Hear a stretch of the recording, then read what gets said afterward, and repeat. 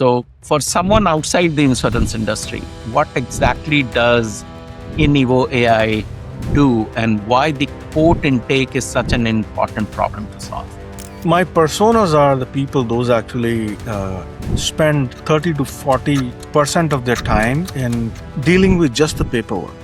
You have also worked on technology due diligence during acquisitions in your career. That's a very, very niche market. I got a chance to actually work in that domain for a year actually exclusively. I've only worked in brokerage acquisitions. Where do you believe the AI can genuinely transform commercial insurance over the next 4 or 5 years? The scenario is car had an accident where an AI system evaluates the scenario, how fast the car was. It analyzed the pictures, and now it is trying to actually ascertain whose fault it is. What convinced you that this is the right time to start my own company and jump into one? I have been entrepreneurial since beginning. I always wanted to do something on my own. Finally, when I got that freedom, I started thinking, okay, what can I do? Okay. AI is transforming every industry, but some of the biggest opportunities aren't in creating new markets. It is fixing processes that have been broken for decades. Our guest today is Amit Chabra, founder of InEvo AI. For over 16 years of experience in insurance tech, Amit has worked with global organizations like Ernst & Young, led large-scale digital transformation initiatives, and help insurers modernize everything from underwriting to policy systems. Today, through InEvo AI, he is tackling one of the commercial insurance biggest operational challenges by using artificial intelligence to bring structure, speed, and intelligence to quote intake, helping brokers, MGAs, and wholesale respond faster, reduce missed opportunities, and write more businesses. So we are going to talk all about that. Today, we are talking about entrepreneurship, AI, insurance tech, digital transformation, and the future of commercial insurance, and how founders can build meaningful AI companies by solving real world problems. Welcome to the show, Amit. Thank you, Anshuman. Thanks a lot, and thanks for giving such a wonderful introduction. Yeah. So, Amit, you and I both are from India. We were born in India. Take me to your childhood. How was it like, and what prompted you, your early childhood, and what prompted you to migrate to US? I must say it was a wonderful childhood, full of a lot of dreams and, freedom. My parents both worked with the government PSU. Me and my brother, we basically had a free childhood, nobody's at home after school, and, we are just having fun. But yeah, one thing that stuck to me all through my childhood was no matter where you are, you can definitely dream big. And that grit, that light actually took me far. I've always looked forward, no matter where your destiny is. I just kept going. I was like never stop.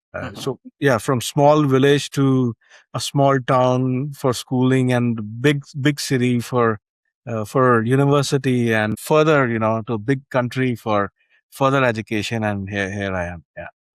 Let's talk about your entrepreneurial journey. You have led technology initiatives for Ernst & Young and working with insurance for over 16 years.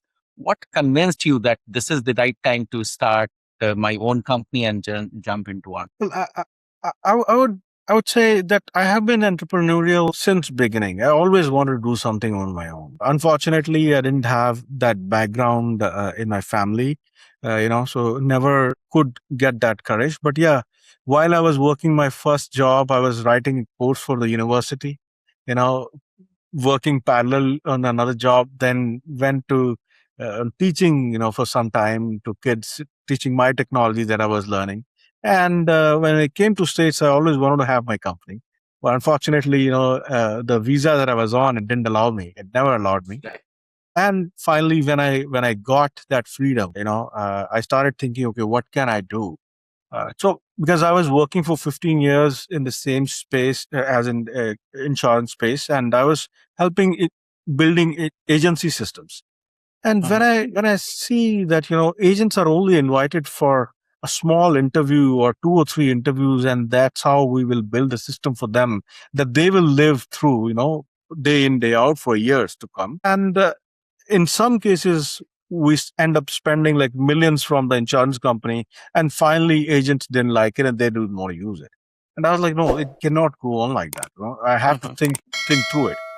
So finally in 2024, I started basically thinking about it, and I felt that okay, I have to start doing something.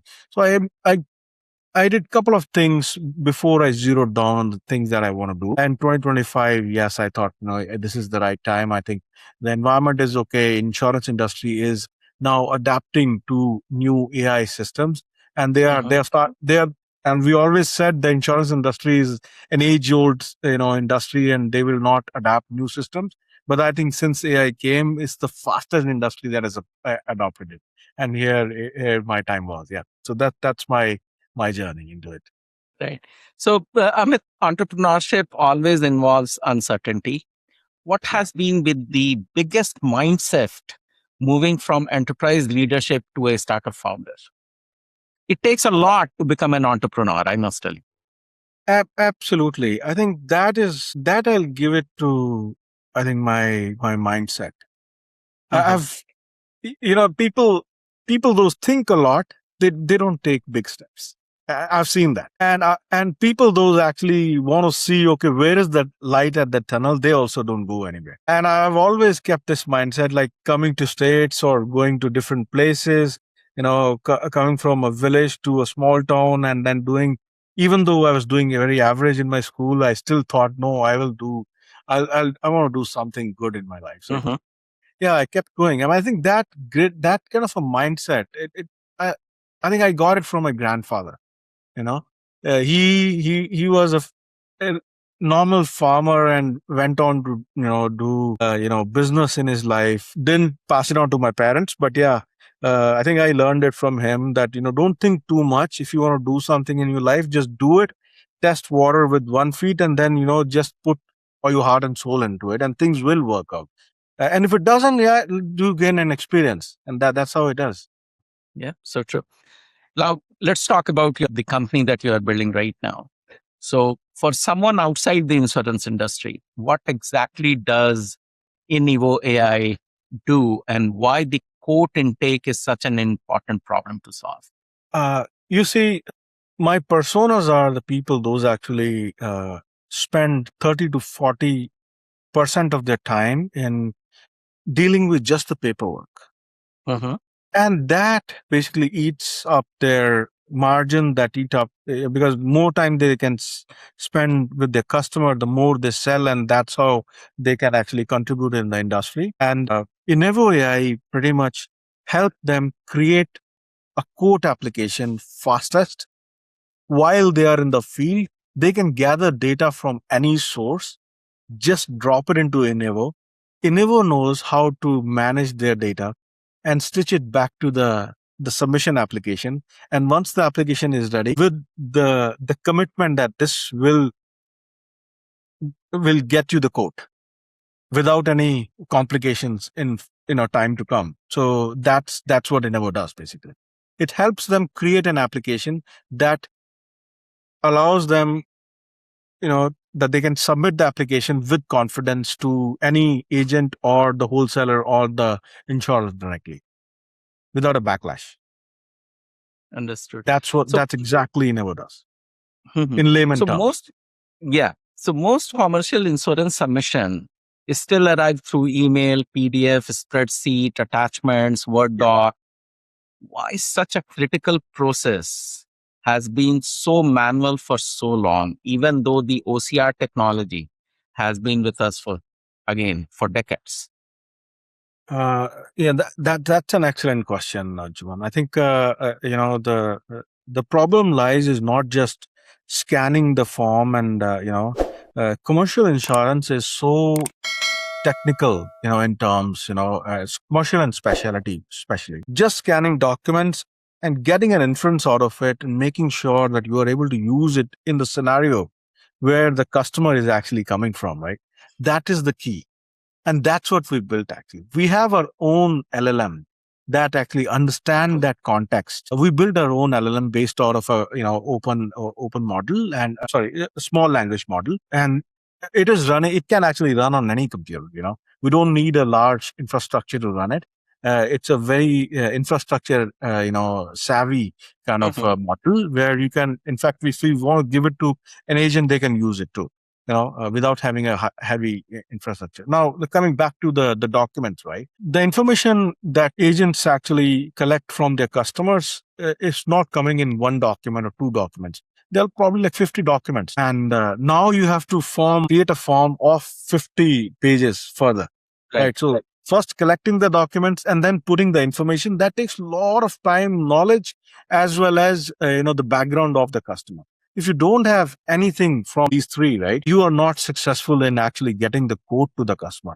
Where it's a compliance industry, insurance is not, nobody just get it they want it. It's a compliance.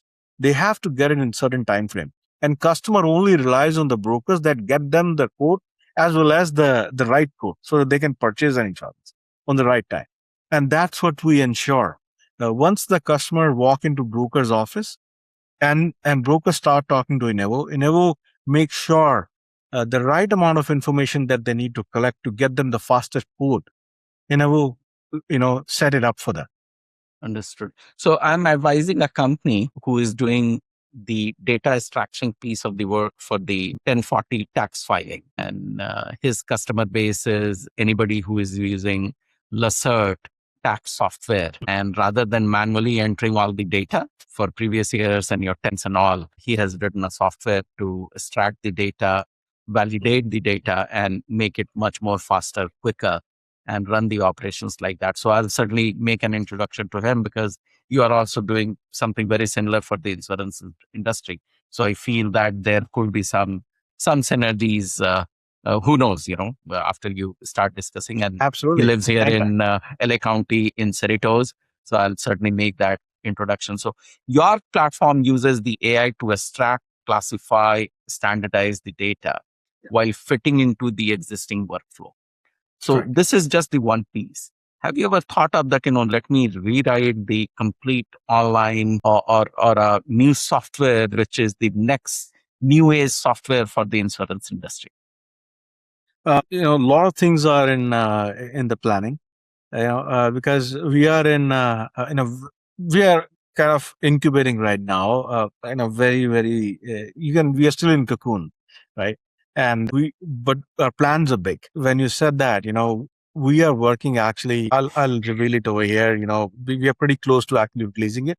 So we are actually working on the infrastructure piece, where no matter which application you have, because we are working on end-to-end piece now, starting an application by collecting the data, passing that data from one pipeline to another pipeline, and all the way to the commercial systems of the insurer, right? Where no handshake happens. Data does not pass any hand.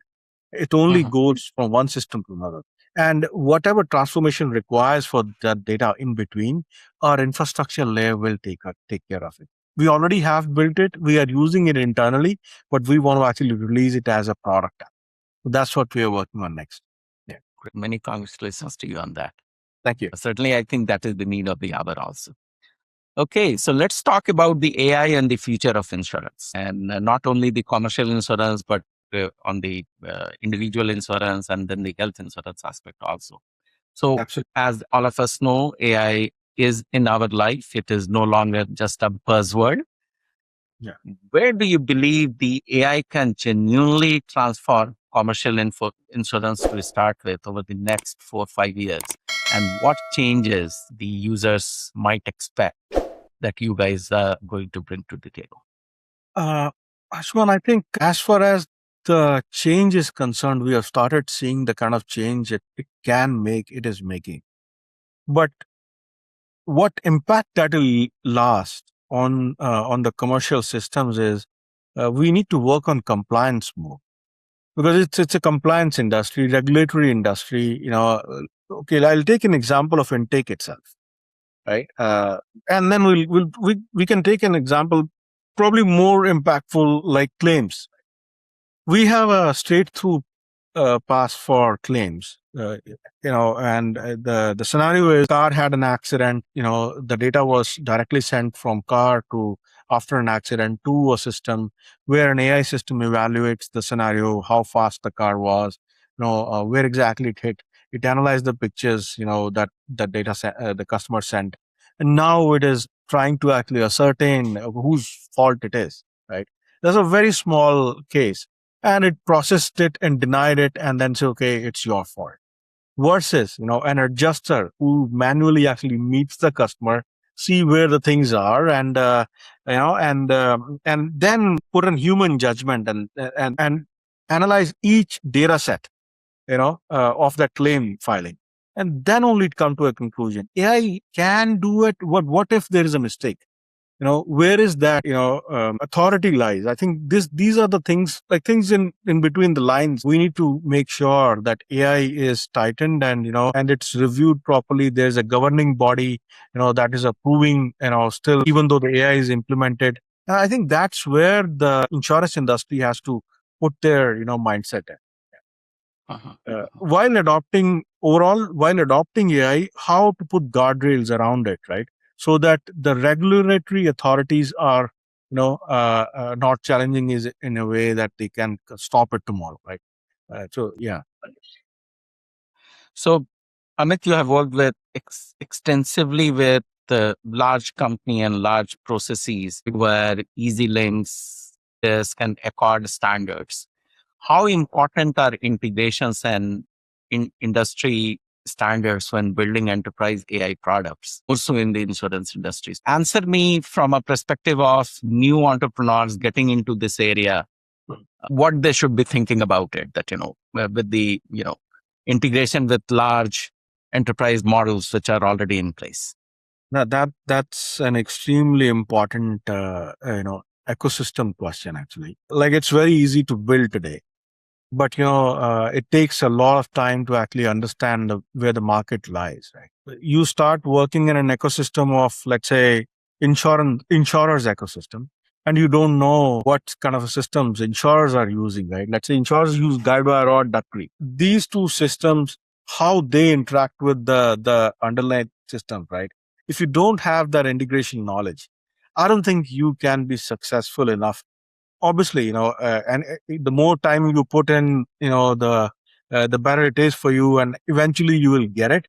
But I think for startups, uh, time and speed are the most important parts. So when you are trying to get into it, just try and see what's the lay of the land is. Who's your target audience, what sort of ecosystem those target audience are living. And if it's a highly integrated system, you must first understand what are the major integration points, and how you can gel well with it. So, yeah. Great. To be successful. So, yes, Amit, many companies rush to adopt the AI without understanding the underlying business processes. Yeah. What are the biggest mistake organization make when implementing AI, primarily into the insurance sector? So I would say there are like 50 companies right now. Those are doing the same thing that I'm doing. But when it comes to providing an end-to-end solution, I think probably like 2 or 3 companies those are doing it. First, it is not very easy to actually understand the overall landscape. Two, they probably don't have the in-depth knowledge of the commercial systems or the commercial, insurance. Three, I would say they don't know especially in the brokerage industry. The insurance industry is vast, right? I worked in insurer side. When it came to broker side, the industry is different. They have so many systems. That's how they actually code. And now, if you are collecting data and you say, I cannot actually put the data into the respective system so that they can actually code, your application is simply useless. So we had to devise a way that without integrating actually into those systems, we can actually still submit the data into any application. It was known to us. That's how we could actually plan it and operationalize it in a span of 6 months. So yeah, I think that's something that we must understand. So let's talk about the enterprise technology and innovation and how that is changing in today's AI world. You have advised brokers, MGAs, insurers, and technology providers. How different are the innovation challenge across each of these organizations? Their operational aspects are different. Mhm. I'll start with the broker, and especially the independent broker. Brokers are the ones those actually are living and breathing the customer environment. They are very close to the customers. Let's take an example of, a broker who's dealing with, let's say only the in the construction business, right? And they Mhm. only provide servicing to the construction. What do they do is they collect the data from the customer. Now they create an application. Now they have relationship with the agents. They have relationship with the wholesalers. They have relationship with the insurers, right? And that's how they send the data to these three parties. This is their operating environment. And then there are agencies. Agencies have employees. People call them. They send them data. Now they actually key in that data into the applications, and they check the appetite from the application where the data should go, and the application actually help them out. It's a different intake process. Now third is insurers directly, where customers directly go to the insurers actually, and they can actually go into their website, talk to their underwriter directly. And it's a customer profile actually varies. The customer profile for brokers is a specialized industry, specialized business. Customer profile for agencies are usually the personal lines and this kind of a environment.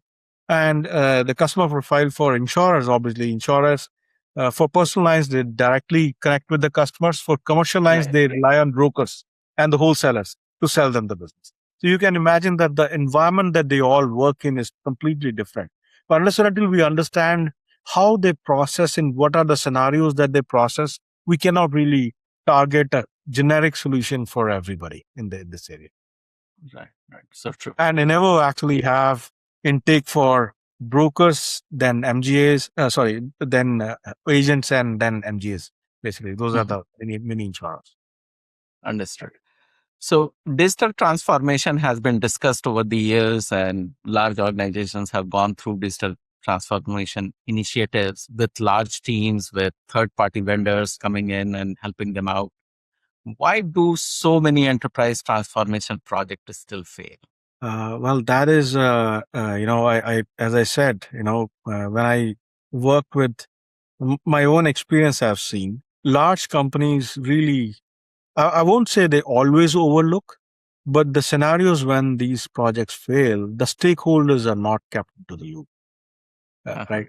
They are considered okay. They When systems are imposed onto the users, that's where the gap comes. And another thing is when we don't see the technology that we are implementing, what's the technology's runways, right? Like technology is changing every now and then now, especially with the AI. It's even I mean, it used to change in months. Now it change every day. So we have to, Right. when we are trying to actually do the transformation, especially, we have to keep in mind who are the users, how they are using it, for how long this technology can support them, and when and how integrated that technology is. I think that also impact your cost and your effort basically. Mhm. And these are the factor actually impact success versus failure. Yeah. Yeah. So, Amit, you have also worked on technology due diligence during acquisitions in your career. What do you look for when evaluating whether a technology company is truly scalable and the acquisitions should go forward? That's a very very niche market. I got a chance to actually work in that domain for a year actually exclusively, and I've only worked in brokerage acquisitions, and I Hmm. can tell you the kind of clientele that they have. That's what I would see. What sort of clientele that they have, what sort of relationships that they have built in over the period of time, and are they scattered in multiple areas, or they are focused on a certain area when they are writing business. How big their team is, for how long their team actually is with the brokerage. And that's another thing that I would say. Obviously, accounts, The size of the accounts in monetary terms, that's the third term piece. And then there's a whole lot of other things, but these are the three main things that I would look for, especially Sure. in success for an M&A. Yeah. So, Amit, in this segment, we are going to talk about advice for founders or budding entrepreneurs all over the world. Many founders build technology because it is exciting rather than because customer truly need it. So the problem identification, right? How do you identify problems that are actually worth solving? What are the process? How did you look or what you should be doing? What should be the starting point for a first time entrepreneur that this problem is really worth looking at and Mhm, trying to find a solution for? mhm. I think problems are everywhere, and we must identify, you know, because it's a human nature that what we first of all we always want to do what we like doing. That's the Right. biggest mistake. If you want to be a successful entrepreneur, yes, you should be liking what you're doing, but yes, what you are building, how many buyers are there for that? Can Mhm, you replicate it? I would say even though you have 10 customers and first 10 customers very easy as a startup owner, don't think that you are successful yet, because unless or until you have leads coming in on their own based on the problem statement that you're solving, mhm, it's not, until then it's not easy, right? So I would say the problems that we should pick where that is faced by a larger pool of people, mhm. and then it's the business aspect, how you win them, how you sell it to them and stuff like that. But definitely look for problems those are impacting large pool of people actually. Understood.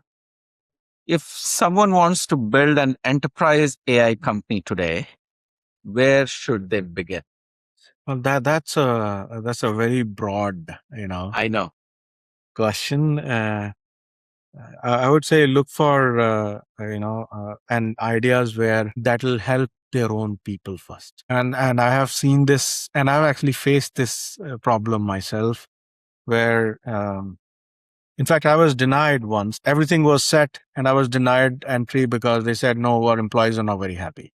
And I was like, no, this is for your employees. This is not against your employee. And Mhm, that's the problem we are actually facing when we are selling AI in the insurance world. But yeah, I would definitely look for how I can help my employees so that they can actually work fast. And mhm, I'm not just saying it. We are implementing the same thing in our industry. We are in our company. We are not a very large employee-based company. We are only 6 people, and we are all scattered all across the globe. And I would say we use AI to the max for integration internally, for our communication, for keeping us informed, for building technology, and for operationalizing technology, and for doing the marketing. Every single aspect we are using AI to the max. I would say to 95% scale. Yeah. So yeah. wow. But our strategy is, again, my strategy is revolving around people that I have. And I have made their life easy. Great, great. Amit, let's give some more advice to founders. Yeah. If you have to give 3 or 5 brutally honest truth about building enterprise software, what are those? The life is not easy ahead of you. That's number one, I would say. One thing that should, I mean, I'll tell you, I'll be open with you. It's my second year in my entrepreneurial journey and entrepreneurial journey. And first 8 months, I didn't have even a single client. It was hard. And when you don't make any money, right, a lot of questions come to your mind. And so I would say when you are especially in the enterprise environment, right, look for what is the sales cycle. The product Uh-huh, that you are going into, what is your sales cycle? If your sales cycle is large and you just went in with your confidence, again, think twice, because this can go for a year and still there'll be no sale. So you have to look mhm, for what you are selling and what is that product sales cycle is, and then see, and what's your appetite as well. What's your survivability? That's Right. also you should always consider. Yeah, just confidence. I think that sometimes it pinch you really hard. Do you have a co-founder in your company, Amit? Yes, I do. Yeah, but he's in India. Okay. Yeah, he's pure technologist. We have a 20 years age gap. And amazing guy. I listen to him like a child. When he speaks, and I think with his age. Even with his age, I mean, he's so mature, and how he sees technology is completely different. Although I've coded, I would say, first 15 years of my life, but how they are coding nowadays, today's kids, I mean, they're just amazing. I won't Mhm. call my partner a kid, but yeah, he's an amazing fellow. Yeah. How important is to have a co-founder in your company? Uh, I think it's as important as when you marry, right? In a marriage, you have somebody always to ask something to offload, right? And 1 and 1 is 11, right? So that I saw, but I did not have an co-founder from, day one. I kept going on my own, and I felt that there's a huge gap, right? I cannot Mhm. think, build, and operationalize on my own. Right. But one more thing that I've done, I have 6 employees, and everybody is a co-founder now. Wow. They are owner of their own space. Mhm. They don't just report to me. They work with me, and we are working all together. They know what Mhm. their space is very well. I've not hired anybody, even though they're all very young, and still it was in the beginning. It was very hard to explain it to them that, especially especially to really young fellows, that they think, okay, this is what we want to do, and that's it. And I was like, no, companies, especially the startups, does not build like that. You have to think out of the box and think beyond what you're doing, and Mhm. see when you leave things where they are going to go, and are they going to get Right. accepted or not. That's another thing Mhm. that they have to look. Yeah. Yeah. Well, we Yeah. started with the co-founder, whether we should have it or not. But I would say it's very helpful when you have a co-founder. Right. Right. But yeah, journey when you are starting, when you are alone, it's okay. You can find a co-founder on the way as well. Right. Right. Fundraising. Have you fundraised or it is bootstrapped? Uh, I started as a bootstrap company, looked for fundraising funds for 4 months in a row, and then went back to surviving for some more time on my own now.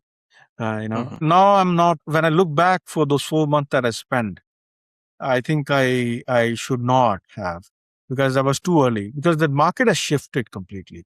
And that's Mhm. another thing that I would say for the new founders. Don't say that I am building it and I am going to get money, right? Unless or until you're going to you have a caterpillar to push the stuff to the moon. Forget about it. Anybody can build, and your idea is not unique anymore. So build it, vet it out, try and get some customers first, and then go for funding. That'll Yeah. that'll give a lot of confidence to the investors, and you'll also feel confident. So Yeah. that's my advice. Yeah. But Yeah. yeah. So I do advise companies, Amit, and I do some free work also, like ask me anything and one-on-one calls and all those things. I always tell founder that don't look for money so that somebody can fund you to build your dream.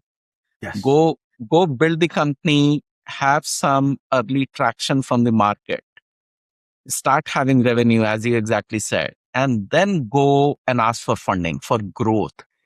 Funding Exactly. should never be for building. You Yes. should build it. Unless you are building a spaceship or a Tesla car or something like that, obviously you need funding. Yeah. But in today's world, if you are building a software, if you are building a platform, Yeah. you should build it on your own, have some initial traction, and then go for funding for growth. Be it in Absolutely. technology, be it in sales, be it in marketing, for growth. Otherwise, you will lose a major chunk of your company to a very Absolutely. early investor, Yeah. and you won't be happy at the time of exit. Exactly. And I'm living through it, and I feel without having your customers, Your product is not, it's just your dream, no matter what. You should first check with repeated customers, not just one or two. Repeated Right. customers and then go for funding. And yeah, that'll give you scale for sure. By the time you know what problems are you going to solve, with that money that you're going to have. Right. Right. So thank you, Amit, for your time today. I know you are a busy founder building some great products for the commercial insurance industry.